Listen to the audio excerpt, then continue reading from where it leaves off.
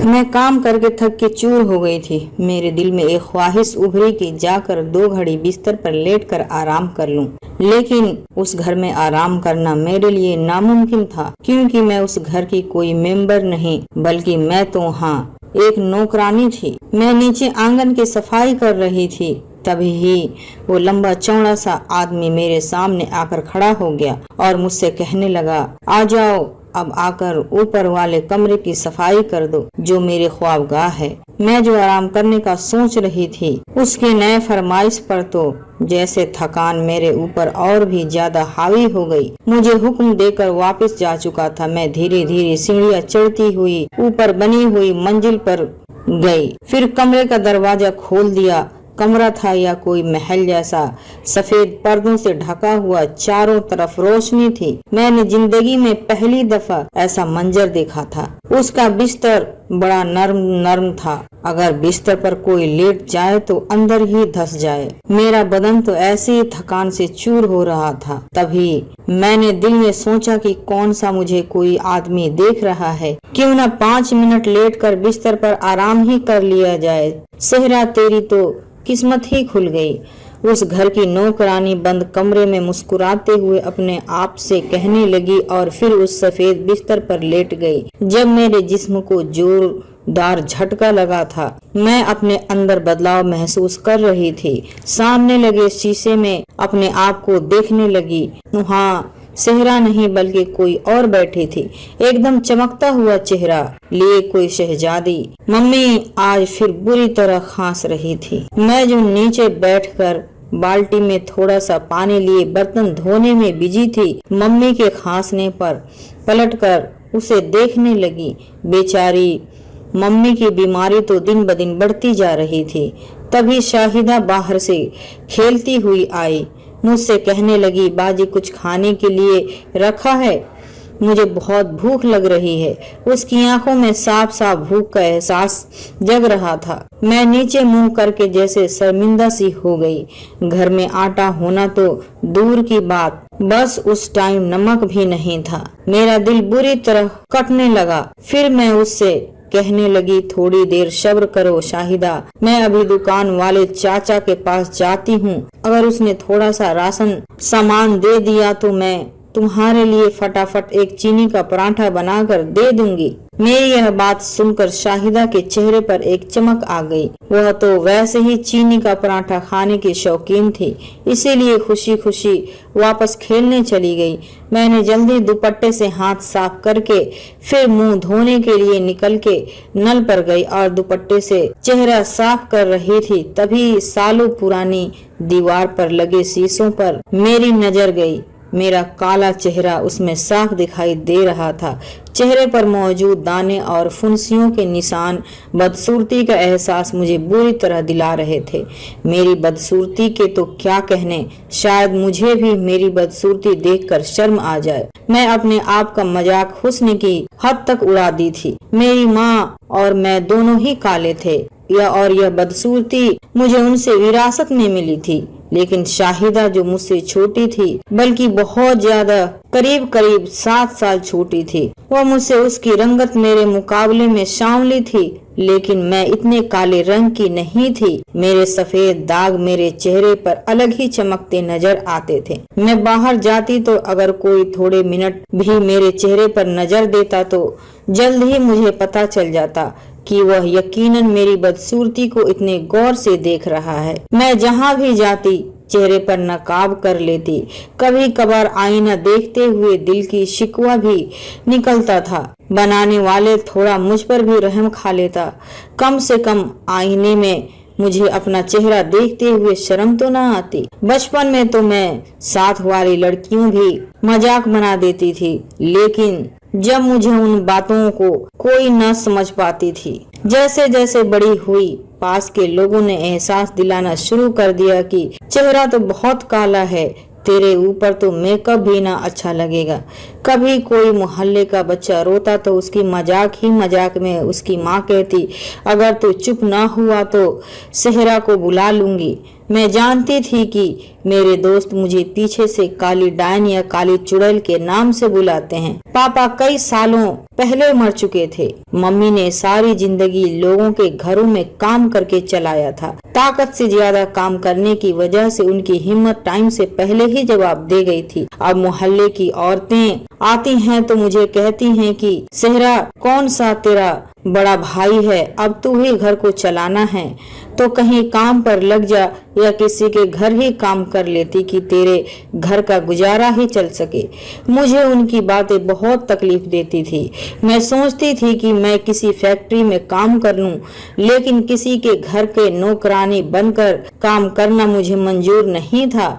इसीलिए अभी तक मैंने कहीं भी काम नहीं ढूंढा था और माँ के बस में नहीं था कि लोगों के घरों में काम करे। धीरे धीरे गरीबी ने इतनी मजबूती से अपने नीचे हमारे घर में कदम रख दिए थे कि आज नमक तक मौजूद नहीं था। फिर मैंने अपनी बड़ी सी काली चादर ओढ़ी और सोचा कि किराने की दुकान वाले चाचा से थोड़ा सा राशन ले आती हूँ। यही सोचकर मैंने कदम उस दुकान की तरफ उठाया। शुक्र खाकर मैं दुकान पर कोई आदमी मौजूद नहीं था, सिर्फ चाचा ही बैठा था। फिर मैं चाचा के पास गई और उनसे कहने लगी, चाचा मुझे थोड़ा सा राशन चाहिए, उधार में अगर आप दे दोगे तो आपकी बहुत मेहरबानी होगी। मेरी बात सुनकर वह दुकान वाला चाचा मुझे घूरने लगा और बोला, पहले ही मेरी दुकान नहीं चल रही है, ऊपर से तू रोज रोज उधार राशन ले जाती है। पहले वाले पैसे कौन सा तेरी माँ ने चुकाई है?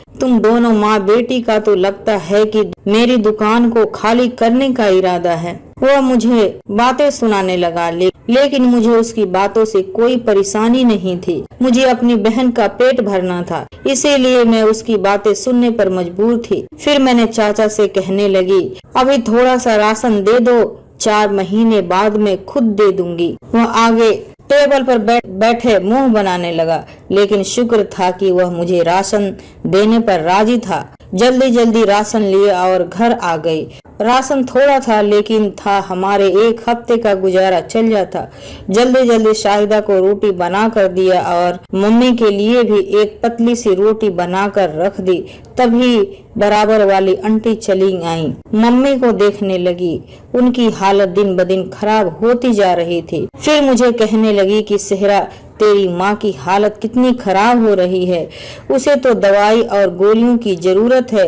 उनकी बात सुनकर मैंने शर्मिंदगी से सर झटक लिया। फिर मेरा ख्याल है कि आंटी से कहने लगी कि खाला घर में 1 रुपया नहीं है, मैं कैसे माँ का डॉक्टर के पास ले जाऊं। खाला आंटी मुझसे कहने लगी कि देख, जब भी तुझे समझाती हूँ कि कहीं मेहनत मजदूरी कर ले, किसी के बर्तन मांज ले ताकि तेरे हाथ में 4 पैसे हो। अब तूने ही घर को चलाना है। मैं चुप थी क्योंकि उसके सिवा मेरे अब कोई रास्ता नहीं बचा था।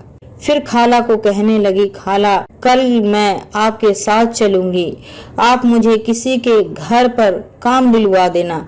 खाला ने हाँ में सिर हिला दिया। दूसरे दिन खाला के साथ काम ढूंढने निकल पड़ी। पूरा दिन सड़कों पर घूमती रही, काम मांगने के लिए बड़ी बड़ी कोठियों के दरवाजे बजाकर पूछती रही, लेकिन मेरी किस्मत इतनी बुरी थी कि किसी ने भी काम पर नहीं रखा। मैं रात को आकर फिर शीशे के सामने खड़ी हो गई। मेरा बदसूरत चेहरा मुझे आईने में साफ नजर आ रहा था। फिर मैंने दिल में सोचा कि शायद वो कोठियां वाले मेरी शक्ल देखकर डर गए हैं, इसीलिए उन्होंने मुझे काम न दिया। घर के हालात बहुत ही खराब होते जा रहे थे, मुझे जल्दी जल्दी काम ढूंढना था। फिर खाला ने ही दूसरे दिन मुझे अपने साथ लिया और फिर दोबारा से काम की तलाश में हम दोनों निकल पड़े। पूरा दिन सड़क पर मारे मारे फिरने के बावजूद मुझे किसी ने काम न दिया। एक बार फिर मैं मायूस होकर घर लौट आई थी। तीसरे दिन खाला की तबीयत खराब थी। मैंने अकेले ही घर से निकलने का फैसला किया। फिर से काफी घंटे बीत गए थे, लेकिन उम्मीद नजर न आई थी। मुझे कोई काम दे देगा। यह बड़ी कोठियां वाले मुझे अपनी नौकरानी बनाने को तैयार नहीं थे। धूप में फिर से मेरा काला रंग और ही गहरा काला लगने लगा था। भूखी प्यासी बेमकसद सड़क पे चलती जा रही थी। जान जाने अनजाने में मेरे कदम इस तरफ उठ गए जहाँ पर कोई घर नहीं था। मैंने पीछे मुड़कर देखा तो मैं उस पोश इलाके से काफी आगे निकल गई थी। यूं ही मेरी नजर जंगल में बनी एक बड़ी सी शानदार कोठी पर पड़ी। बिना डरे देखने पर बहुत ही बड़ी ही खूबसूरत नजर आ रही थी। मैंने दिल में सोचा कि आसपास कोठी में अपनी किस्मत आजमा कर देखती हूँ, हो सकता है यहाँ के मकान मालिक मुझे अपने यहाँ काम पर रख ले। इतनी दूर तक चलने के बाद ही मैं उस कोठी तक पहुँच पाई कि कोठी पर कोई चौकीदार मौजूद नहीं था। मैंने जो ही गेट बजाया, खोलने वाला एक आदमी था जो मुझे बड़े गौर से देख रहा था। मैं उसके गौर से देखने का मतलब समझती थी। शायद उसने जिंदगी में मेरे जैसे बदसूरत लड़की न देखी थी, इसीलिए वह मुझे गौर से देख रहा था। मैंने उससे कहा, साहब जी, मैं काम के लिए आई हूँ, मुझे काम की जरूरत है। मेरे घर के हालात बहुत खराब हैं। अगर मुझे काम न मिला तो शायद मैं, मेरी छोटी बहन और माँ भूख के मारे मर जाएंगे। फिर वह आदमी जब बोला था, उसकी आवाज जो काफी डरावनी लग रही थी, जो मुझसे कह रहा था, क्या काम करना आता है तुम्हें?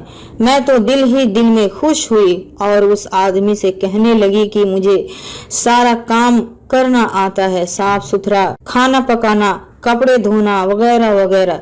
फिर उसने ये कहते हुए दरवाजा बंद कर लिया। ठीक है, कल से काम पर आ जाना। मैं हैरान थी, वहीं खड़ी रह गई। मुझे उम्मीद नहीं थी कि वह आदमी मुझे इतनी आसानी से काम दे देगा। मैंने घर आकर माँ को बताया कि माँ, मुझे काम मिल गया है, अब मैं तेरा किसी अच्छे डॉक्टर से इलाज करवा दूंगी। मुस्कुराती हुई मेरी माँ ने हाँ में सर हिला दिया था। मेरी माँ बहुत ज्यादा बीमार रहने लगी थी। शायद उन्हें अब अपनी जिंदगी की कोई उम्मीद नहीं रह गई थी। दूसरे दिन मैं काम पर जाने लगी तो माँ को समझा के गई, माँ, अपना और शाहिदा का ख्याल रखना, उसे ज्यादा घर से बाहर जाने नहीं देना, बाहर जाकर खेलने मत देना। माँ ने सर हिला दिया। शाहिदा को भी मैंने अच्छी तरह समझा दिया था। फिर बड़ी सी काली चादर ओढ़कर घर से निकल आई थी। बेशक उस घर तक पहुंचने का रास्ता बहुत खराब था, लेकिन फिर भी काम की लालच में मुझे उस तक पहुंचने पर मजबूर कर दिया था।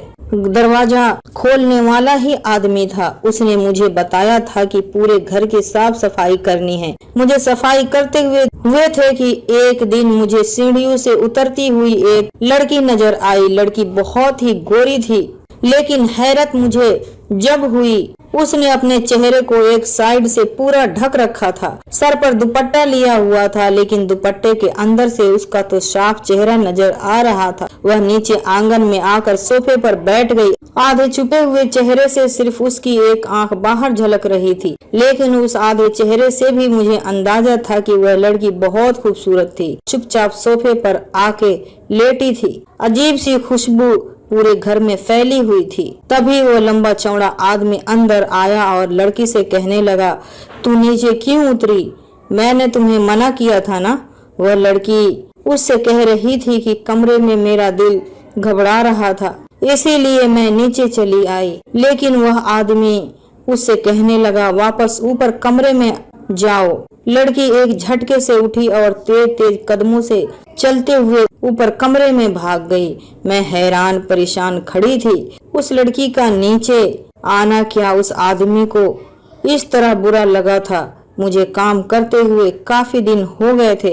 एक दिन मैं डरते डरते उस आदमी से कहने लगी, साहब जी, मुझे थोड़े से पैसे एडवांस में दे दें, वह पैसे मेरी तनख्वाह से काट लेना। मुझे इस समय अपनी माँ का इलाज करवाना है, उसे किसी अच्छे डॉक्टर को दिखाना है। हमारे घर में खाने के लिए राशन तक नहीं है।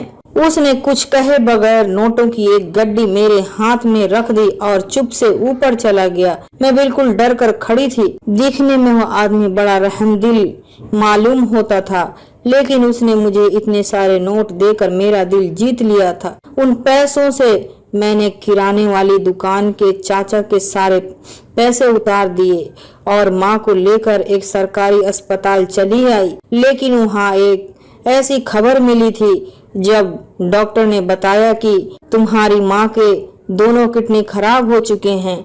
अगर तुम इलाज करवाओगी तो वह इलाज बहुत महंगा है, इसीलिए उन्हें घर ले जाओ। जितनी उनकी जिंदगी बाकी है उनको सुकून से बिताने दो। मैं रोते रोते माँ को घर वापस ले आई।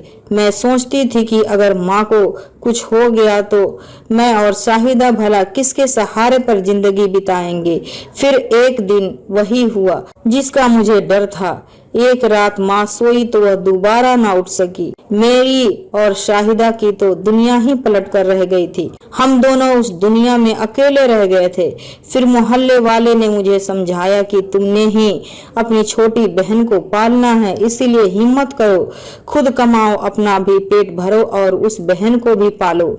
मैं चुपचाप आंसू बहा रही थी। मुझे उसकी बातों की संगीनी अंदाजा नहीं था कि माँ के मरने के 3 दिन बाद मैं वापस काम पर जाने की तैयारी में लगी थी। शाहिदा को अपनी खाला के घर भेज दिया था।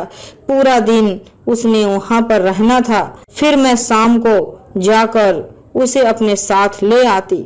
मैं पैदल चल चल कर उस कोठी तक पहुंच गई। फिर उसके अंदर जाकर कामकाज करने लगी।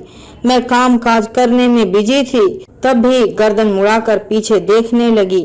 वह लंबा चौड़ा आदमी मेरे पीछे खड़ा मुझे गुस्से से देख रहा था। यकीनन इसीलिए गुस्सा था कि मैंने इतने दिन से काम पर नहीं आई थी।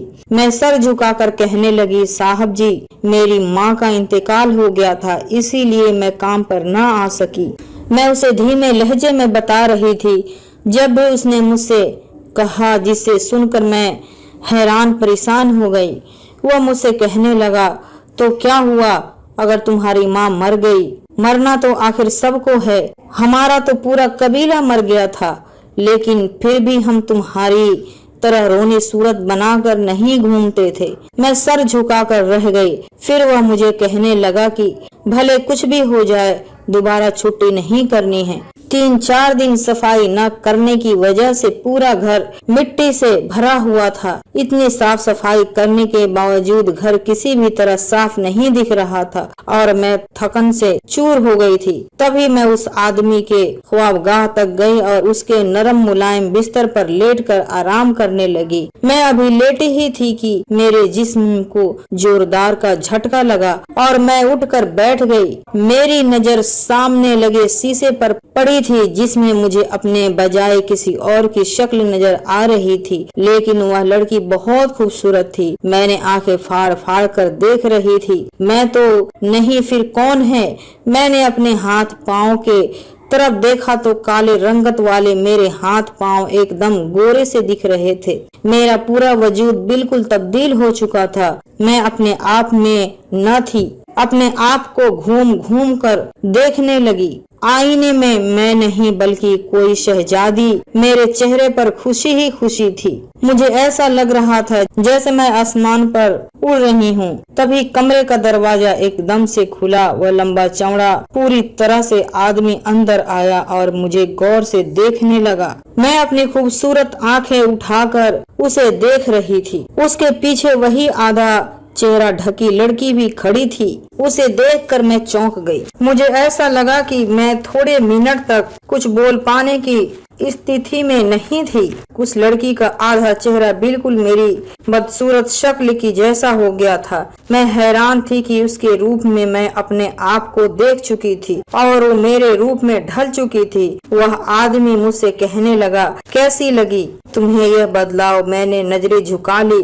फिर मैं उस आदमी से कहने लगी, जिंदगी के इतने साल मैंने एक बदसूरत लड़की बनकर बिताए हैं। कोई मुझ पर नजर डालना भी गवारा नहीं करता था, लेकिन इस रूप में ढल कर मैं अपने आप को किसी राजमहल की शहजादी समझ रही हूँ। ठीक है, अगर तुम अपनी खूबसूरती पाना चाहती हो तो इसके लिए तुम्हें मेरा एक काम करना पड़ेगा। मैं हैरान उसकी बातें सुन रही थी। फिर मैं कहने लगी कि यह रंग रूप पाने के लिए हर काम कर सकती हूँ। वो आदमी कहने लगा, ठीक है, यह रंग रूप तुम्हें जब भी मिलेगा जब मेरा एक काम पूरा करना पड़ेगा। यहाँ से सैकड़ों मील एक बस्ती है, उस बस्ती के अंदर एक लड़की रहती है। तुम्हें उस लड़की की मदद करनी होगी। वह तुम्हारे जैसे इंसानों के हाथों इस कदर मजबूर हो चुकी है कि आज कल में कभी भी खुदकशी कर सकती है। तुम्हें जल्दी से जल्दी उस तक पहुंचकर उसे उस काम से रोकना होगा। मैंने उसकी बातें हैरानी से सुन रही थी। फिर मैं उससे कहने लगी, वह लड़की कौन है? आखिर मैं ही उसकी मदद क्यों कर सकती हूँ? आखिर मैं ही उसकी मदद क्यों कर सकती हूँ? तुम उसकी मदद इसीलिए कर सकती हो क्योंकि तुम इंसान हो, जबकि हम जिन हैं। और जिन्नात भले ही कितने ताकतवर क्यों न हो जाए, लेकिन वह ऐसे काम होते हैं जो सिर्फ इंसान ही कर सकते हैं। मैं उनके मुंह से यह बातें सुनकर उछल पड़ी। तो क्या इतने दिनों से मैं जिन्नात के घर रह रही थी? इंसानों का नहीं बल्कि जिन्नात का घर है ये। जिन्नात मुझसे कहने लगा, जल्दी करो, मेरे पास टाइम बहुत कम है, मुझे हर सूरत में उस लड़की को बचाना है। फिर मैं उसकी हिदायत पाकर जल्दी जल्दी घर से निकली और जंगल की तरफ जाने लगी। चल चल कर मेरे पांव थक गए थे, लेकिन वह बस्ती मुझे कहीं भी नजर नहीं आ रही थी। जंगल में भागती फिरती काफी देर हो गई, तभी मुझे बने हुए मकान नजर आने लगे। मेरे दिल में खुशी की लहर दौड़ गई। मैं जल्दी जल्दी उन मकानों की तरफ बढ़ने लगी। यकीनन वही बस्ती थी जिस व्यक्ति को जिन्नात ने मुझे कहा था। आखिरकार मैं उस बस्ती तक पहुंचने में कामयाब हो गई। फिर उस बस्ती में से गुजरने वाले एक एक आदमी से रुककर पूछने लगी, इस बस्ती में मुझे एक लड़की से मिलना है जो बहुत परेशान और मायूस है। मैं उसके नाम और शक्ल तो नहीं बता सकती, लेकिन बस मुझे इतना पता है कि वह लड़की आजकल हालात से बहुत परेशान है। वह आदमी रुककर मुझे गौर से देखने लगा, फिर कहने लगा, कहीं तुम बुसरा के बारे में तो नहीं कह रही हो? क्योंकि उस पूरी बस्ती में बुसरा ही जो कि हालात से बहुत ज्यादा मजबूर है। मैंने जल्दी से गर्दन हाँ में हिला दिया और कहने लगी, हाँ वही लड़की है, मुझे तुम उस लड़की से मिलवा दो किसी तरह करके। फिर उसने मुझे एक छोटे से बने हुए मकान के बाहर छोड़ दिया। मुझसे कहने लगा कि उस घर में वह लड़की बुसरा रहती है। मैंने धीरे से दरवाजा बजाया। थोड़े सेकंड बाद ही दरवाजा खुल चुका था। जिस लड़की ने दरवाजा खोला उसने अपने चेहरे को आधा ढक रखा था, बिल्कुल उसी लड़की की तरह जो मुझे उस कोठी में मिली थी। लेकिन उस लड़की की शक्ल उस लड़की की शक्ल से काफी अलग नजर आ रही थी। तभी उससे कहने लगी कि मुझे आपके पास किसी ने भेजा है मदद करने के लिए। तुम मुझे अपनी परेशानी बताओ ताकि उस परेशानी का कोई हल निकाल सकूं। वह लड़की चुपचाप नजर झुकाकर बैठी थी। फिर मैं उससे पूछने लगी, तुमने अपना चेहरा इस तरह क्यों ढक रखा है? तो वह लड़की मुझसे कहने लगी कि इसीलिए कहीं मेरी खतरनाक शक्ल देखकर लोग मुझसे डर न जाएं। मैं हैरान होकर उसे देखने लगी, उससे बातें करने लगी। मुझे अपना चेहरा दिखाओ तो मैं देखकर नहीं डरूंगी। फिर मैं उससे अपने आप के बारे में बताने लगी कि किस तरह मैं एक निहायत ही बदसूरत लड़की थी और फिर भी अपना जिंदगी गुजार रही थी। मेरी बात करने पर उसने अपना चेहरा मुझे दिखाया, जिसे देखते ही मेरी चीख निकल गई। उस लड़की का आधा चेहरा बिल्कुल जला हुआ था, आंख की जगह सिर्फ निशान बाकी था और आधे होंठ पिघलकर बिल्कुल ही खत्म हो चुके थे। कान की जगह पर भी सिर्फ निशान बाकी था। उसका आधा चेहरा बिल्कुल गर्दन तक जला हुआ था। उसे देखकर मैं बिल्कुल डर कर बैठ गई थी। मेरे मुंह से आवाज तक न निकल पा रही थी। फिर मैं उससे कहने लगी कि तुम्हारा यह हाल किसने किया या किसी हादसे ने तुम्हें इस हालत तक पहुंचा दिया है? फिर उसने अपने चेहरे को वापस ढक लिया और मुझसे कहने लगी कि मेरे इस बदसूरत चेहरे को बनाने में किसी और का नहीं बल्कि उस बस्ती के लोगों का ही हाथ है। मैं गुस्से में खड़ी हो गई और उस लड़की से कहने लगी, बताओ किस आदमी ने किया है ये सब? कौन है जिसने तुम्हें इस हाल तक पहुंचाया है? इतना जुल्म वह भी एक लड़की के साथ कोई भला कैसे कर सकता है? फिर उसने मुझे हाथ के इशारे से बैठने को कहा। और मुझसे कहने लगी कि मैं नहीं, इस बस्ती के लोग पहले भी कई लड़कियों के साथ ऐसा कर चुके हैं। इस बस्ती के लोगों को किसी पर इस तरह ही टूट पड़ते हैं। वह लोग इस लड़की का यही हाल करते हैं। मैं भी, आज से 1 साल पहले की बात है, मैं खूबसूरत लड़की थी। माँ बाप के मरने के बाद मैं अपने खाला के घर में रहती थी। उनके घर में रहने की कीमत में उनके घर का सारा काम कर दिया करती थी। मेरी आंखें और गालों में पड़ते हुए डिंपल मुझे सब लड़कियों से अलग बनाते थे। मेरी खाला की लड़कियां बहुत ही सांवले रंग की थी। उनकी आंखें छोटी छोटी थी। जब घर पर खाला के सामने या उनकी लड़कियों के सामने कोई मेरी तारीफ करता तो वह जलन के मारे उनका बुरा हाल हो जाता। मेरी खूबसूरती में मेरा कोई मुकाबला नहीं कर सकता था, बल्कि मेरी खूबसूरती तो उस रब की अदाकारी थी जो सबकी बनाता है। लेकिन खाला और खाला की सारी बेटियां मुझसे बुरी तरह जलने लगी थी। वह मुझसे एक साथ ही सारे घर का काम काज करवाया करती थी ताकि यह भी हमारी तरह बदसूरत बन जाए। मुझ पर जवानी का जोश और उत्साह, जवानी में खूबसूरती भी कमाल की ही होती है। एक दिन जब मेरी बड़ी वाली कजन आशिया के रिश्ते वाले आए थे, खाला ने मुझे कहा कि तुम सिर्फ किचन तक ही रहना, आगे मत आना। बुरा हो मेरी किस्मत का, जब हाथ धोने के बहाने एक औरत किचन में आ गई थी। उसने मुझे किचन में काम करते हुए देख लिया था। वह मुझे देखकर हैरान थी। शायद मेरी खूबसूरती ने उसको अपने दिमाग में जकड़ लिया था। तभी वह अंदर जाकर खाला से बातें करने लगी कि जो लड़की किचन में काम कर रही है उस लड़की को सामने बुलाया जाए। खाला ने न चाहते हुए भी मुझे बुलाया। सारी औरतें आशिया के बजाय मेरे लिए रिश्ता डालकर चली गई। वह लोग तो चले गए, लेकिन खाला ने मुझे चुटिया से पकड़कर इतना मारा कि मेरी रूह भी तड़प कर रह गई थी। लेकिन उनके हाथ किसी तरह भी रुकने का नाम नहीं ले रही थी। खाला मुझ पर इल्जाम लगा रही थी कि जानबूझकर मेहमानों के सामने आई थी। उसकी बेटियां और मुझे कहने लगी कि तुम्हें ज्यादा शादी की आग लगी है, सारी जिंदगी यहीं पड़े पड़े खत्म हो जाएगी, लेकिन मैं तुम्हारी शादी नहीं करूंगी। खाला और उसकी सारी बेटियां मुझे पीट कर चली गई। मैं अपने जख्मों पर मरहम लगाने वहां अकेली रह गई। खाला ने मुझे इतना मारा था कि मेरा जिस्म उठने से भी इनकार कर रहा था, लेकिन फिर भी उस हालत में मैं घर का सारा काम करती फिर रही थी। लेकिन शायद अभी मेरे साथ और भी कुछ बुरा होना बाकी था। खाला के नंद का बेटा उसके घर में चला आया। आशिया और उसकी दोनों बहनें उसके पीछे आगे घूम रही थी। वह लड़का बहुत नेक दिल और खूबसूरत, ऊपर से उसकी सरकारी नौकरी लग चुकी थी। इस गांव में वह एक सरकारी स्कूल में पढ़ाने आया था। मैं ज्यादा उस लड़के के सामने नहीं जाती थी, फिर भी वह लड़का भी मुझे पसंद करके चला गया। इसी गुस्से में खाला ने मेरे को ऐसे नोच डाला जैसे मैं कोई रुई हूँ। खाला कह रही थी कि खूबसूरती का फायदा उठा रही है, गांव के मर्दों को फंसा रही है। तुम लोग कुछ करो वरना उस गांव की सारी बहनें बेटियां बर्बाद हो जाएंगी। उन्होंने गांव के सारे लोगों को इतना उकसाया कि मेरी जिंदगी हमेशा हमेशा के लिए बर्बाद कर दी गई। एक रात जब मैं अपने बिस्तर पर सोई थी कि खाला और गांव के थोड़े लोगों ने मिलकर साजिद के जरिए मुझे इतना तड़पा तड़पा कर मारा कि मेरा बुरा हाल कर दिया। दूसरे दिन मैं जख्मों से चूर चूर होकर किचन में काम कर रही थी। खाला ने इतना भी रहम नहीं खाया कि मेरी हालत ऐसी है और फिर भी मुझसे काम करवा रही थी। तभी मैं पानी गर्म कर रही थी कि अचानक मुझे चक्कर आया और उस गर्म पानी में मैं गिर पड़ी। गर्म पानी में गिरने की वजह से मेरा आधा चेहरा बुरी तरह जल गया था।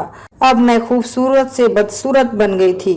मैं चीख मार मार कर तड़प उठी, लेकिन किसी ने सामने आकर मेरी फरियाद न सुनी, क्योंकि उस गांव में कोई मेरा अपना नहीं था। फिर गांव के लोगों ने फैसला किया कि क्योंकि वह लड़की बहुत बेकार है, इसीलिए अल्लाह ने उसे सजा दी है। गांव के कमरे में रखा जाएगा निशानी के तौर पर। जब से मैं इस कमरे में रह रही हूँ, गांव का कोई भी आदमी मुझे एक टाइम का खाना देकर चला जाता है और मैं अपनी जिंदगी इसी कमरे में बिता रही हूँ। अब तो सोचती हूँ कि अपनी जिंदगी खत्म ही कर लूँ, क्योंकि यह जिंदगी मुझे बहुत बोझ लगने लगी है। मैं उस लड़की की कहानी किसी भूत की तरह सुन रही थी। इतना जुल्म, वो भी एक यतीम लड़की के साथ। फिर मैं उसके आगे गिड़गिड़ाने लगी और उससे कहने लगी कि तुम जो भी कहोगी तुम्हारे लिए करने को तैयार हूँ, बताओ मैं तुम्हारे लिए क्या कर सकती हूँ। वह लड़की उदास होकर मुझसे कहने लगी, मैं सिर्फ एक बार जावेद से मिलना चाहती हूँ और उसको बताना चाहती हूँ कि मैं कोई बेवफा लड़की नहीं थी, बल्कि साजिश की तहत ड्रामा रचाया गया था। वह गांव वालों की बातों में तो आकर मुझे छोड़ गया था। मैंने उस लड़की से वादा किया कि कुछ भी हो जाए मैं तुम्हारी जावेद से बात करवा कर रहूंगी। फिर मैं गांव के लोगों से किसी भी तरह करके जावेद का पता हासिल किया और उसके घर पहुंच गई। वहां मुझे जावेद देखकर हैरान था। मैंने उससे कहा कि मैं तुम्हारे पास किसी वजह से आई हूँ और किसी ने मुझे यहाँ पर भेजा है। मैंने उससे कहा कि वह लड़की जिससे तुम प्यार करने लगे थे, आज उसे इस हाल में छोड़कर तुम्हें यहाँ भाग कर आ गए हो, जबकि उसे तुम्हारी बहुत जरूरत है। वह नजरें झुका लिया और मुझसे कहने लगा, वह लड़की सही नहीं है। गांव वालों का कहना है कि वह किसी लड़के के साथ पकड़ी गई थी। तो मैंने उससे कहने लगी कि यह सब तुम्हारी बुआ और उसकी बेटियों की साजिश है। वह तुम्हारी बुआ की बेटियों ने ड्रामा रचा था। उस लड़की के किरदार बिल्कुल अच्छा है। अगर तुम्हें यकीन नहीं आता तो चलो मेरे साथ। उस बस्ती में एक लड़के को तुम्हारे सामने लाकर रख दूंगी जिसने सब कुछ तुम्हारे बुआ के कहने पर किया था। जावेद मुझे सुनते ही खड़ा हो गया। मेरी कुछ बातों से उसे यकीन हो रहा था। मैं जावेद को लेकर उस बस्ती में आ गई। जिन्नात मेरी काफी मदद कर रहे थे। फिर मैंने दिल ही दिल में उन जिन्नात से मदद मांगी और उस लड़के को अपने सामने लाकर खड़ा कर दिया और जावेद के आगे गिड़गिड़ाकर बोलने लगा। उस औरत ने मुझे लालच दिया था कि वो अपनी बेटी की शादी मेरे साथ करवा देगी, पर अपनी आधी दौलत मेरे नाम करवा देगी। उस लालच में आकर मैंने उसके कहने पर यह सारा काम किया था। जावेद ने उसे इतना मारा कि उसके जिस्म से खून बहने लगा। उसके दिल में एहसास होने लगा था कि एक घटिया औरत और उसकी बेटियों की साजिश की वजह से एक लड़की की जिंदगी बर्बाद हो चुकी थी। फिर वह बुसरा के पास गया। उसे कहने लगा, मुझे तुम्हारी बदसूरती से कोई खौफ नहीं। मैं अब भी तुम्हें अपनाने के लिए तैयार हूँ, क्योंकि मैंने सच्चे दिल से तुमसे मोहब्बत की थी। बुसरा भी प्यार भरी नजरों से उसे देख रही थी। जावेद ने बड़े प्यार से उसका हाथ थाम लिया। फिर अपने जेब से अंगूठी निकालकर बुसरा के हाथों में पहना दी। मैं उन दोनों के मिलन पर बेहद खुश थी। मुझे यकीन नहीं आ रहा था कि जावेद ने बुसरा को अपनाकर अपनी मोहब्बत अमर कर दी थी। मेरा काम खत्म हो गया था। अब मुझे जल्दी जल्दी उस कोठी की तरफ जाना था। अपना यह रंग रूप हमेशा हमेशा के लिए पाना था। मैं तेज कदमों से चलते हुए अपनी मंजिल की तरफ बढ़ने लगी। जब मैं कोठी में पहुंची तो उस कोठी में वह आदमी मौजूद था, लेकिन लड़की गायब थी। तो मैं उस आदमी से कहने लगी कि मैंने तुम्हारा काम कर दिया है, अब तुम भी अपने वादे के मुताबिक हमेशा हमेशा के लिए मुझे खूबसूरत लड़की में ढाल दो। मैं अपनी बदसूरती से बहुत तंग हूँ। तो वह मुझे कहने लगा, तुम किस कदर नादान लड़की हो। मैंने सिर्फ नसीहत के तौर पर तुम्हें बुसरा का हाल बताया था। वह अपनी खूबसूरती की वजह से अपनी जिंदगी को इस तरह आजाब में गिरफ्तार हो चुकी थी और तुम अभी अपनी खूबसूरती को पाना चाहती हो। सोच लो, समझ लो, उसकी बातें तारीफ की काबिल थी। मैंने यह सोच ही लिया था कि बुसरा की उसकी खूबसूरती ही उसकी बर्बादी की वजह बनी थी। आजाब में गिरफ्तार हो गई थी। और फिर मैंने सोचा, अगर कोई मेरे साथ भी ऐसा करे तो मुझे यह खूबसूरती नहीं चाहिए।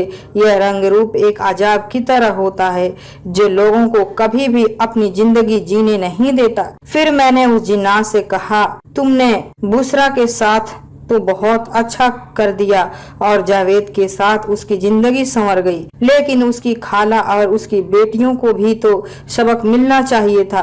उन्होंने बुशरा के साथ क्या क्या किया था। वह मेरी बात सुनकर मुस्कुराने लगा, कहने लगा, खाला और उसकी बेटियों के दुनिया में सजा मिल गई थी। शायद तुमने उस कहानी को उस पहलू पर गौर नहीं किया।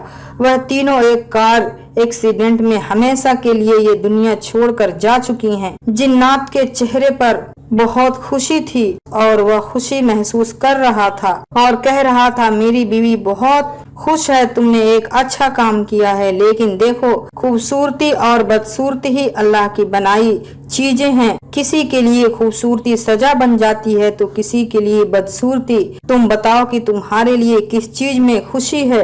मैंने कुछ सेकंड में उसकी बातों पर गौर किया और फिर कहने लगी कि मैं सिर्फ अपने हाल पर खुश रहना चाहती हूँ। मुझे अपनी बदसूरती से कोई फर्क नहीं पड़ता, लेकिन लोगों को मेरी बदसूरती से फर्क पड़ता है। वह मुझ पर तरह तरह के जुमले कहते हैं, मेरा मजाक बनाते हैं और मुझे मुख्तलिफ नामों से पुकारते हैं। यह सब सुनकर मेरा दिल टूट जाता है। लेकिन मैंने कभी भी ये नहीं चाहा कि मैं खूबसूरत लड़की के रूप में ढल जाऊं। ये सारी बातें मैं एक जिन्नात से कह रही थी। वह मेरी बात सुनकर मुस्कुराया और मुझसे कहने लगा, लोग तो नादान होते हैं, ये तोहफा ले जाओ, जाकर इसका सही इस्तेमाल करना, क्योंकि हमारी तरफ से तुम्हारे लिए यह दिया हुआ एक छोटा सा तोहफा है। आज के बाद इस जंगल में तुम्हें हम दिखाई न देंगे और न ही मेरी बीवी, क्योंकि अब हमें कहीं और जाना है, किसी और इंसान की मदद करने के लिए। ये कहते हुए दोनों मेरी नजरों से गायब हो गए। मैंने अपनी वजूद की तरफ देखा तो मैं पहले वाली सूरत के रूप में ढल चुकी थी, लेकिन मुझे अपनी बदसूरती आज बुरी नहीं लग रही थी। मैं अब बेपनाह खुश थी और सोचती थी कि हर चीज का फायदा नुकसान होता है। खूबसूरती के पीछे हुए फायदे तो हम देखते हैं, लेकिन बाद में लोगों के उसी खूबसूरती की वजह से बड़े बड़े अजाब उठाने पड़ते हैं। जिन्नातों की दी हुई दौलत, जिसे मैंने अपना छोटा सा घर बनाया और अपनी छोटी बहन को स्कूल में पढ़ाना शुरू कर दिया। फिर मैं सोचने लगी कि क्यों न हालात की सताई हुई लड़कियों के लिए मैं कुछ करूं। यह सोचकर मैंने अपनी बस्ती की लड़कियों के लिए छोटा सा सिलाई सेंटर खोल दिया, जिसमें मैं बिल्कुल मुफ्त में उनको सिलाई कढ़ाई सिखाया करती थी। सेंटर से कढ़ाई बुनाई करके अपने घर वालों को सहारा बन सकती थी। आज कोई मेरी शक्ल को नहीं देखता, मेरे किए हुए कामों को देखते हैं। सेंटर की लड़कियां मुझे मैडम सेहरा के नाम से बुलाती हैं, जैसे काली चुड़ैल और काली भूतनी के नाम से पुकारते थे। आज वही मैडम सेहरा बन चुकी है। ये कहानी कैसी लगी दोस्तों, कमेंट बॉक्स में जरूर